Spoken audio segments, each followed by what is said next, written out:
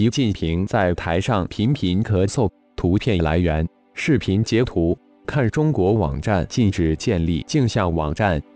返回正版。看中国网站。看中国2020年10月14日讯。看中国记者燕青、刘综合报道。中共官方今天上午在广东省深圳市举行深圳经济特区建立40周年庆祝大会。中共总书记习近平在现场发表将近1小时的致辞演讲。在致辞结束前7分多钟，习近平在台上频频咳嗽、停顿喝水，引发惊疑。而中共央视现场直播时也急忙切换画面。早2天，习近平访潮州、汕头，并在街头与民众互动，全员不戴口罩。看中国网站禁止建立镜像网站。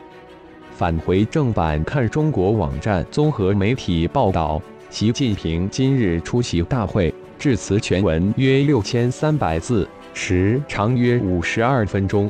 视频显示，习近平讲话语速较平常缓慢，在致辞进行到44分钟时，又突然传出一阵咳嗽，引起台下来宾注目。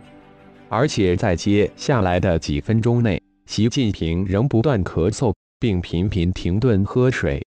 虽然习近平在致辞时频频咳嗽、喝水，不过央视在进行活动直播时，只要习近平出现咳嗽、拿水杯的画面，就会马上切换画面，拍摄台下来宾，直到致辞快结束时才回到习近平的画面。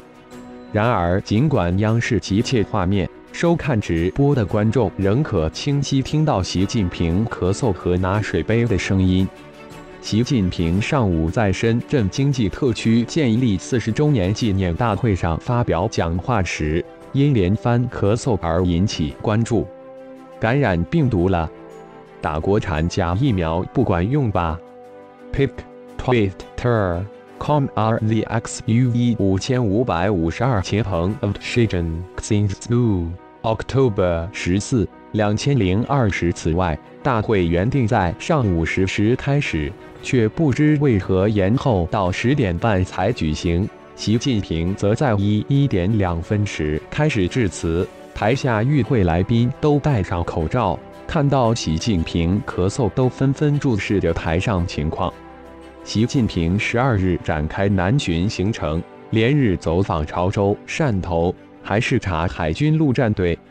其中传出的视频显示，习近平在潮州和汕头街头向民众讲话，所有人都没有戴口罩。11后，山东省青岛市通报中共病毒，又称新冠状病毒 COVID-19 感染病例增加，并开始全民检测。但网报9月底当地疫情就已爆发，大量游客受到影响。